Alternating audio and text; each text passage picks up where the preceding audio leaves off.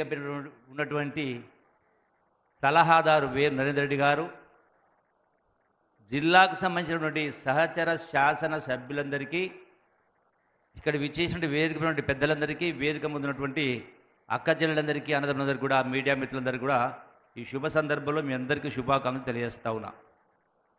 ఈ రోజున గౌరవ ముఖ్యమంత్రి గారు ఇటు నారాయణపేట కేంద్రంలో ఎన్నో అభివృద్ధి కార్యక్రమాలకు శ్రీకారం చుట్టడం జరిగింది.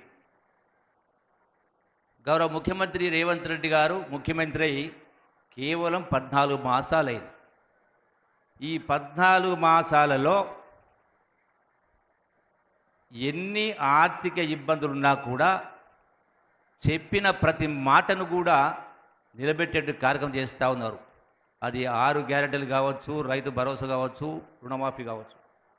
అట్లాగే ఈ రోజున ఈ యొక్క నారాయణపేట్, మక్తల్, కొడంగల్ అత్యంత వెనుకబడ్డ ప్రాంతం. ఎంత చేసినా తక్కువనే, చేయాల్సిన అవసరం ఉంది, చేయాలి కూడా. అట్లాగే సాగునీటికి సంబంధించి కూడా ఎన్నో కార్యక్రమాలు చేపట్టడం జరిగింది. ఈ రోజున గత ప్రభుత్వం ఎన్నో మాటలు చెప్పింది, కానీ గౌరవ ముఖ్యమంత్రి రేవంత్ రెడ్డి గారు హైదరాబాద్ నగరాన్ని విశ్వనగరంగా చేయాలనేటువంటి ఆలోచనతో మూసీ ప్రక్షాళన కావచ్చు, ఫోర్త్ సిటీ కావచ్చు, ఎన్నో అభివృద్ధి సంక్షేమ కార్యక్రమం చేస్తూ ఉన్నారు. అట్లాగే సమయం మించిపోలే, ఇప్పటికి కేవలం సంవత్సర కాలమైంది. ఇంకా 4 సంవత్సరాలు ఉంది, ఇంకా ఆ తర్వాత మరొక 5 సంవత్సరాల కాలం ఉంది. గడచిన 10 సంవత్సరాలలో గొప్పగా మాట్లాడి గొప్పగా చేసినామని గొప్పలు చెప్పుకుంటున్న నాయకుల కంటే కూడా మీకంటే 10 రెట్లు ఎక్కువగా రేవంత్ రెడ్డి గారి నాయకత్వాన ఈ రాష్ట్రం అభివృద్ధి కాకపోతుంది. మీ కళ్ళారా మీరే చూసే కార్యక్రమం చేస్తారు. ఆనాడు పాలమూరు జిల్లాను దత్తత తీసుకున్నాను చెప్పని పాలమూరు నుంచి ఎంపీగా గెలిచి 10 సంవత్సరాల కాలంలో కృష్ణానది పైన ఏ ఒక్క ప్రాజెక్టును కూడా చేపట్టకుండా ఇటు కొడంగలైనా, నారాయణపేటైనా, మక్తలైనా, అట్లాగే ఇతర పాలమూరు రంగారెడ్డి ప్రాజెక్టు సంబంధించి కూడా కూర్చేసుకొని నేను 2 సంవత్సరాల కాలంలో ప్రాజెక్టును పూర్తి చేస్తాన్నారు. సుమారుగా 10 సంవత్సరాలు పరిపాలన చేసి ఎక్కడ వేసిన గొంగడి అక్కడన్నట్టుగా. దేనికోసం? మీకు 10 సంవత్సరాల క్రితం కాంగ్రెస్ పార్టీ గత పాలన నుంచి మీరు అధికారం చేపట్టినప్పుడు మిగులు రాష్ట్రాన్ని, మిగులు బడ్జెట్ని మీకు అప్పచెప్పడం జరిగింది. మిగులు బడ్జెట్ ఉండంగా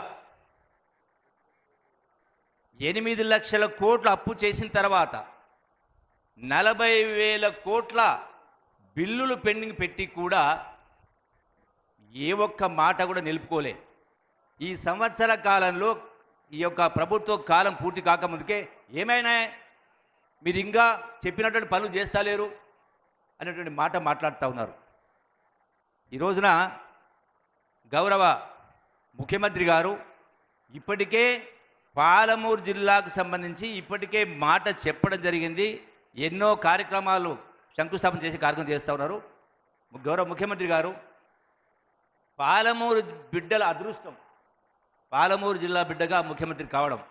ఎందుకంటే కృష్ణానదికి సంబంధించి కృష్ణానది నీళ్లు వాడుకోవడానికి జూరాల ప్రాజెక్టు పైన జూరాల, భీమా, నెట్టంపాడ్, కోయిల్ సాగర్ సంబంధించి ఈనాటికి కూడా రిజర్వాయర్లు లేవు. కాబట్టి మీరు గతంలో ఇప్పటికే ఆదేశించడం జరిగింది. ఈ యొక్క నది జలాల్ని వాడుకోవాల్సిన అవసరం ఉంది. అట్లాగే పాలమూరు రంగారెడ్డి ప్రాజెక్టును కూడా పూర్తి చేయాల్సిన అవసరం ఉంది. ఇవన్నీ కూడా కార్యక్రమం మొదలవుతూ ఉన్నాయి.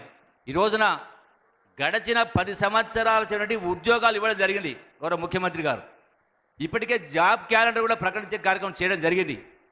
ఇన్ని చేస్తూ ఉంటే మీరు చేయని పని కూడా 10 సంవత్సరాలు చేయని కార్యక్రమం చేస్తూ ఉంటే 10 సంవత్సరాలు బయటికి రాకుండా కేసీఆర్ గడిచిన 2 రోజుల కింద వాళ్ళ పార్టీ కార్యకర్తల సమావేశం పెట్టి కాంగ్రెస్ గ్రాఫ్ పడిపోయిందని మాట్లాడతాడు.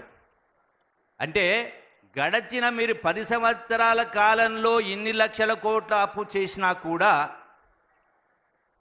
ఎన్నికల్లో ఓటమి పాలైన శాసనసభ ఎన్నికల్లో, ఆ తర్వాత పార్లమెంటు జరిగిన ఎన్నికల్లో ఒక్క సీటు కూడా రాలే, ఒక్క సీటు కూడా రాలే. ఏ లెక్క ప్రకారం మళ్ళీ పరిపాలన మాట్లాడతారు, మీరు మళ్ళీ పరిపాలన కావాలని కోరుకుంటారు కింద మీ బాకా ఊదే పత్రిక, మీ బాకా ఊదిరికే టీవీ ఛానల్లో ఊదరగొట్టే కార్యక్రమం చేస్తున్నారు.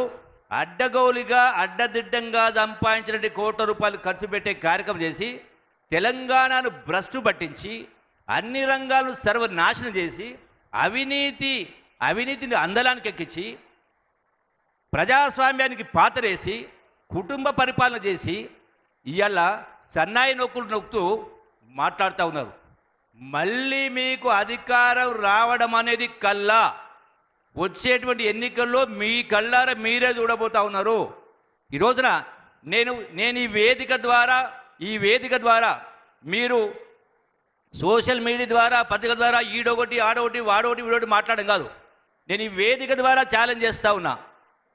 తెలంగాణ ఉద్యమం ఏంది, అమరవీరుల ఆకాంక్ష ఏంది, గడిచిన 10 సంవత్సరాలు మీరు పరిపాలన ఏంది, ఈ రెండింటిపైన డిబేటుకు టీవీ ఛానల్కి వస్తారా, విలేకరుల సమక్షంలో చర్చ పెడదామా? 100% నేను అడిగిన ప్రశ్నలకు సమాధానం చెప్పకపోతే రుజువు చేసి చూపిస్తా. పరిపాలన అంటే ఎట్లుండాలి? ఇలా గౌరవ ముఖ్యమంత్రి రేవంత్ రెడ్డి గారు పరిపాలనకు సంబంధించి కూడా పరిపాలనలో ఎన్నో సమూలమైన మార్పులు తేబోతా ఉన్నారు. పారదర్శకమైన పరిపాలన, ప్రజా పరిపాలన అంటే ఇట్లా ఉండాలి, కాంగ్రెస్ పరిపాలన ఉండాలన్నటువంటి విధంగా ముందుకు తీసుకుపోయే కార్యక్రమం చేస్తూ ఉన్నారు. మీ దమ్ము ధైర్యం ఉంటే మీరు చెప్పిన డేటుకు, మీరు చెప్పిన టైం కాడ, మీరు కోరుకున్న ఛానల్ కాడ సిద్ధంగా ఉన్నాం. ప్రజలకు తెలియాలి. ఎందుకంటే మీరు ఏది మాట్లాడితే అదే ప్రజలు నమ్ముతారు అన్నటువంటి ఒక మైకంలో ఉన్నారు. కాబట్టి కేవలం సంవత్సర కాలం అయింది, ఇన్ని రకాల విమర్శలు చేస్తూ ఉన్నారు. కాబట్టి 100% ఇలా మా పాలమూరు జిల్లా బిడ్డల అదృష్టం. పాలమూరు రూపురేఖలు మారబోతూ ఉన్నాయి.